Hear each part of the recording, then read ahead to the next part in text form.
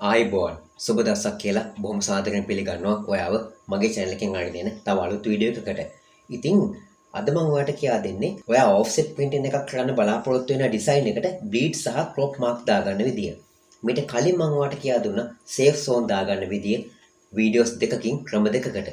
ඒ videos දෙක ඔයාලට බලන්න බැරි වුණා නම් මේ වීඩියෝ එකේ මම description එකේ ඒ වීඩියෝස් දෙකට අදාළ links දෙක දාලා තියෙනවා. මෙන්න මේ දකින වීඩියෝස් දෙක ඔයාලට බලන්න පුළුවන් ඒ links දෙකෙන් ගිහිල්ලා ඒ වීඩියෝස් දෙකෙන් මම ඔයාලට safe margin දාන ක්‍රම දෙකක් කියා දෙනවා. හොඳයි. මෙතෙන්දී ඔයාලට දෙයක් මතක් කරගන්න ඕන. අපි safe zones දැම්මේ page එක ඇතුළට. ඔයා design කරපු page එක ඇතුළට තමයි අපි safe zones එහෙම නැත්නම් safe margin දැම්මේ. හැබැයි safe zone page එක ඇතුළට දැම්මට මේ beads දාන්නේ page එකෙන් පිටට. ඉතින් අපි බලමු මුලින්ම කොහොමද bleed එකක් දාන්න කියලා. ඔයා එකට image menu එකේ canvas size කියන එකට යන්න ඕන. ගිහිල්ලා මෙතන මේ ආපු dialog box එකේ මේ relative කියන check box එක tick වෙලා තියෙනවද කියලා බලන්න. මේක tick වෙලා තියෙන්න ඕන. මේ විදිහට tick වෙලා තිබුණ නැත්නම් මේක tick කරගන්න. ඊට පස්සේ මෙතන width එකට සහ height එකට අපි අගයක් දෙන්න ඕන. ඒ අගය තීරණය කරන්නේ අපි bleed එකට දෙන තීරුවේ ඝනකම අනුව. මම මේ වෙලාවේ මිලිමීටර් 3ක ඝනකමක් තියෙන bleed එකක් තමයි page එක වටේට හදාගන්න යන්නේ. ඒ ප්‍රමාණය දෙකෙන් වැඩි කරලා තමයි අපි දෙන්නේ. එහෙමනම් මම මිලිමීටර් 3ක ඝනකමක් තියෙන bleed එකක් page එක වටේට add කරගන්න නම් මේ width එකට සහ height එකට මිලිමීටර් 6 ගානේ දෙනවා මෙන්න මේ විදිහට. දීලා මෙතන මිලිමීටර්ස් කියන එක select කරගන්න ඕන. select කරගෙන තමයි අපි මෙතන මේ width එකට සහ height එකට මිලිමීටර්ස් 6 දෙන්නේ. දීලා මේක okay කරනවා. ඊට පස්සේ මම මේ bleed එක වටේට මෙන්න මේ විදිහට guideline දා ගන්නවා. මෙන්න මේ වගේ විදිහට ruler එක ඇදගෙන ඇවිල්ලා guideline දානවා. මෙන්න මේ වගේ වටේටම guidelines දා ගන්නවා මේ ruler එක ඇදගෙන ඇවිල්ලා. හරි. දැන් ওই විදිහට guideline add වෙලා තිනවා වටේටම. මෙතෙන්දී ඔයා දැනගන්න ඕන දෙයක් තියෙනවා. print කරද්දී bleed එකත් එක්ක තමයි ඔයාගේ design එක print වෙන්නේ. ඒ නිසා bleed එක වැහෙන්න ඔයා design එක හදා ගන්න ඕන. bleed එකත් වැහෙන්න. bleed එකත් ආවගෙන වෙන්න ඔයා design එක හදා ගන්න ඕන. මෙන්න මේ විදිහට මම ඔයාට ඒක පැහැදිලි කරන්න image එකක් ලෑස්ති කරගෙන තියෙනවා. මේ තියෙන්නේ මෙන්න මේ වගේ. මෙන්න මේ විදිහට bleed එකත් වැහෙන්න. ඔයාට පේනවා මේ වටේ තියෙන bleed එක වැහිලා තියෙනවා. මේ bleed එකත් වැහෙන්න මේ විදිහට ඔයා design කර ගන්න ඕන ඔයාගේ design එක. හරි. දැන් අපි බලමු මේ bleed එකක් දාන එකේ තියෙන ප්‍රයෝජනය මොකක්ද කියලා. මම ඒක ඔයාලට පැහැදිලි කරන්න මෙන්න මේ විදිහට. මම මේක තව ටිකක් zoom කරනවා. zoom කරගෙන මම ඔයාලට ඒක මේ විදිහට පැහැදිලි කරන්නම්. ඔයා හිතන්න cutting section එකේදී ඔයාගේ design එක මෙන්න මේ line එක දිගේ cut වෙන්න ඕන කියලා. හැබැයි වැරදීමකින් ඒ cut කරන කෙනා මෙන්න මේ හගේ cut කරොත් මොකද්ද වෙන්නේ? සුදු පාට තීරුවක් ඉතුරු වෙනවා. මම ඔයාලට ඒක පැහැදිලි කරන්න crop tool එක පාවිච්චි කළා. මෙන්න මේ විදිහට. මෙන්න මේ හරියෙන් කට් වෙන්න ඕන එක මෙන්න මේ වගේ සීමාවකින් කට් වුණොත් ඔන්න ඔය වගේ සුදු පාට තීරුවක් වගේ ඩිසයින් එක වටේට ඉතුරු වෙනවා. එතකොට ඒක සාර්ථක වෙන්නේ නැහැ. ඒ නිසා තමයි අපි මේ බ්ලීඩ් එකක් යොදාගන්නේ. ඒ ගැටලුව මග හරව ගන්න. ඉතින් එහෙමනම් මම දැන් ඔයාලට කියා දෙන්නම් කොහොමද crop marks දාන්න කියලා. crop marks දාන්නේ ඔයා print කරපු design එක ඒකේ cover page එක වෙන්න පුළුවන්. එහෙම නැත්නම් leaflet එකක් වෙන්න පුළුවන්. කට් කරන්න ඕන මොන තැන් වලින්ද කියලා ඒ කට් කරන කෙනාට ඒක පැහැදිලි කරන්න තමයි අපි crop marks දාන්නේ. ඉතින් crop marks දාන්න නම් මේ canvas එක තව ටිකක් අපිට ලොකු කරගන්න වෙනවා.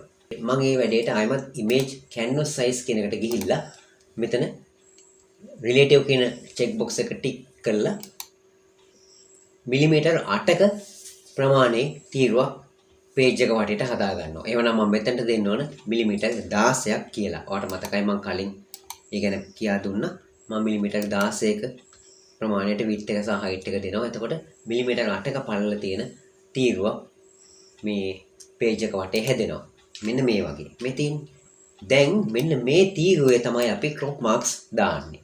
ඒ කියන්නේ අපි කියනවා මේ වගේ design එක cut කරන කෙනාට ඔයාගේ design එක vertically මෙන්න මෙතනිනුත් horizontally මෙන්න මෙතනිනුත් cut කරන්න ඕන කියලා. ඒ ගැන යාව දැනුවත් කරන්නේ crop marks වලින්. හරි. එහෙනම් දැන් අපි crop marks දාමු. මේ වැඩේ කරන්න නම් මම දැන් මේ වාට පැහැදිලි කරන්න අමතක layer එකක් open කරගත්ත image එකක්. image එක මම දැන් මේක ඩීලීට් කරලා දානවා. හරි.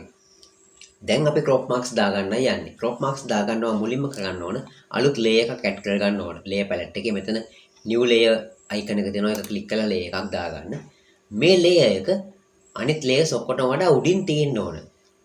ඔයා මතක තියාගන්න Photoshop වල නිර්මාණයක් කරද්දී මොකක් හරි ලේයර් එකක් වාට ලේයර් පැලට් එකේ උඩටම ගන්න ඕන නම් ඔයා කරන්න ඕන කීබෝඩ් එකේ control එකයි shift එකයි press කරගෙන enter key එකට වම් අත පැත්තෙන් තියෙන මෙන්න මේ වැහුණු කොටු වරහන press කරන්න. එතකොට මේ ලේයර් එක ලේයර් පැලට් එකේ උඩටම යනවා. මෙන්න මේ විදිහට.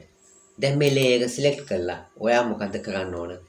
මෙන්න මේ rectangle marquee tool එක උඩට යන්න. ඒ rectangle marquee tool එකට ගිහිල්ලා ඒක උඩ right click කරලා ඒකේ තියෙන අනිත් options ටික අරගන්න. අරගෙන මෙතන තියෙනවා මේ single row marquee tool කියලා මේ තියෙන්නේ. ඒක click කරලා ඔයාගේ design එකේ මේ දාගෙන තියෙන වෙන මේ horizontal guideline එක උඩට ඇවිල්ලා click කරන්න. දැන් ඔයාලට පේනව නේද මේ line එක දිගේ selection එකක් add වුණා. ඊට පස්සේ ඔයා යන්න edit menu එකේ stroke කියන එකට. එතනට ගිහිල්ලා ඔයා මේ ආපු dialog box එකේ මෙතන width එක 1px ඒ කියන්නේ 1 pixel කියලා තියෙන්නේ. ඒ ගාන තමයි සාමාන්‍යයෙන් තියන්න ඕන. ඊට වඩා වැඩියෙන් තියන්නේ අපි මොකද ඕනට වඩා ඝනකම line එකක් crop marks වලට යොදන්නේ නැහැ. ඊළඟට මේ color කියන එක උඩ click කරලා මෙතන ඔයා CMY කියන අගයන් තුනම 0 කරලා K කියන key color එක ඒ කිව්වේ black color එකට 100 දීලා මේක okay කරන්න. පස්සේ මෙන්න මේ stroke කියන dialog box එකත් අපි okay කරනවා. ඊට පස්සේ control එකයි D එකයි දීලා මේ selection එක අපි අයින් කරනවා. දැන් මම ඔයාලට පෙන්නන්නම්. මෙතන line එකක් add වෙලා තියෙනවා. stroke එකක් add වෙලා තියෙනවා. මේ බලන්න. මම zoom කරලා පෙන්නනවා ඔයාලට පේනවනේ. ඊළඟට අපි කරන්න ඕන මෙන්න මේ vertical line එකටත් මේ වගේ stroke එකක් දාගන්න ඕන. ඒක කරන්නේ මෙතන single row marquee tool කියලා දැන් මෙතන පෙන්නනවනේ. එතන right click කරලා single column marquee tool කියන මෙන්න මේ tool එක අරගෙන මේ vertical line එක උඩ click කරනවා. ඊට පස්සේ මෙතන selection එකක් add වෙනවා. අපි ආයි edit stroke කියන එකට ගිහිල්ලා දැන් මේ settings අපි හදපු settings වෙනස් වෙලා නැහැ. ඒ නිසා width එක 1 pixel තියෙනවා, color එක black තියෙනවා. ඒක අපි හැම okay කරලා ඒක apply කරනවා. පස්සේ control එකයි D එකයි දීලා මේ selection එක අයින් කරනවා. දැන් vertical line එකකුත් add වුණා. දැන් අපි මේ හදාගත්ත cover page එකේ අපි ඉහළ පැත්තේ වම් පැත්තේ කෝණයකට තමයි crop marks දාගත්තේ. තව crop marks දාගන්න corners තුනක් තියෙනවා.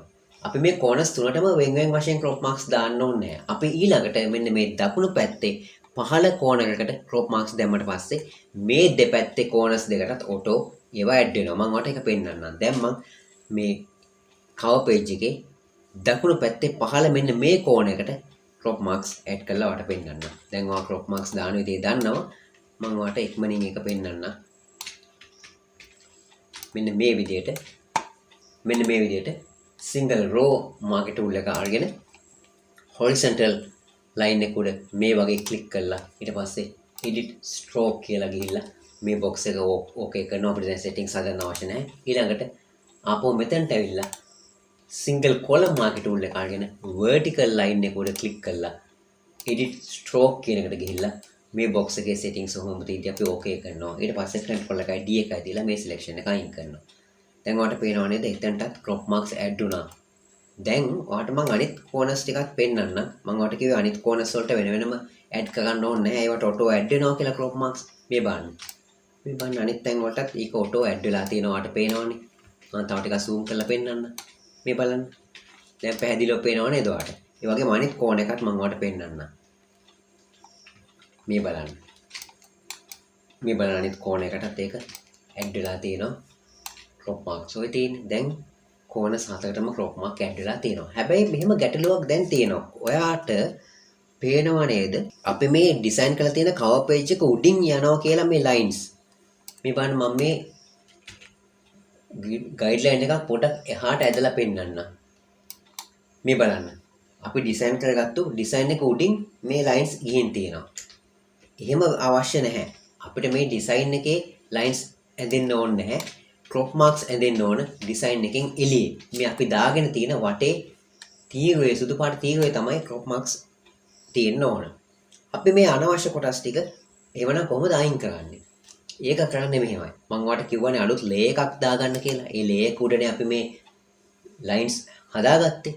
ඒ layer එක select කරන්න. select කරලා දැන් ඔයා යන්න මෙතන මේ marquee tools පෙන්වන තැන right click කරලා rectangle marquee tool කියන එක ගන්න. අරගෙන ඔයා මේ design එක මෙන්න මේ වගේ ඔයා හරියටම ඔයාගේ design එක cover page එක සම්පූර්ණයෙන්ම වැහෙන්න මේ වගේ selection එකක් දාගන්න. දාගෙන keyboard එකේ delete key එක press කරන්න.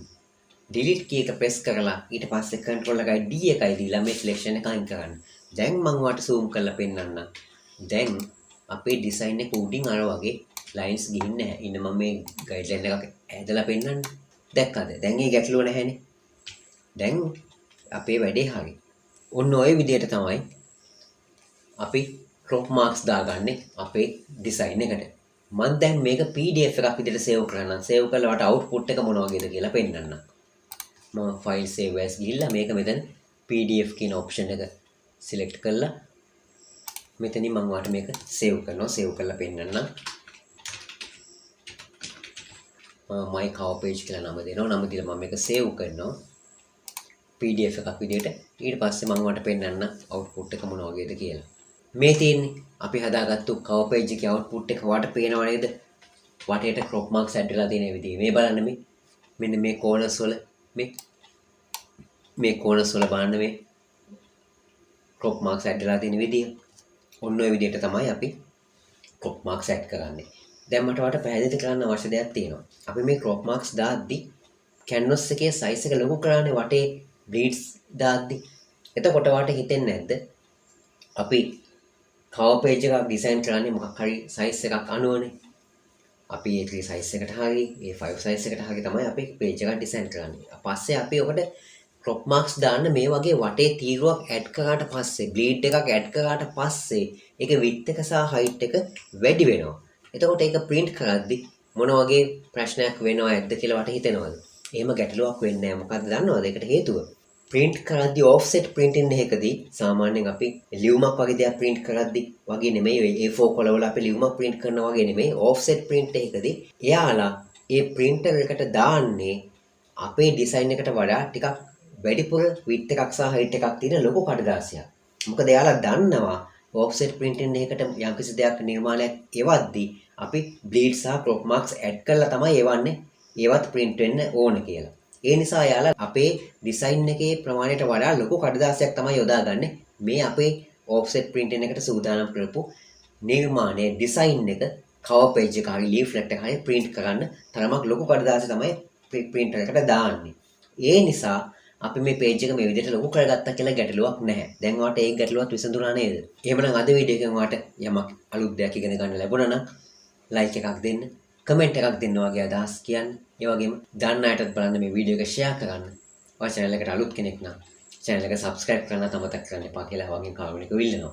එහෙමනම් බොහොම ස්තුතියි වීඩියෝ එක නැරඹුවට. සුබ දවසක්. ජය වේවා ඔයාට.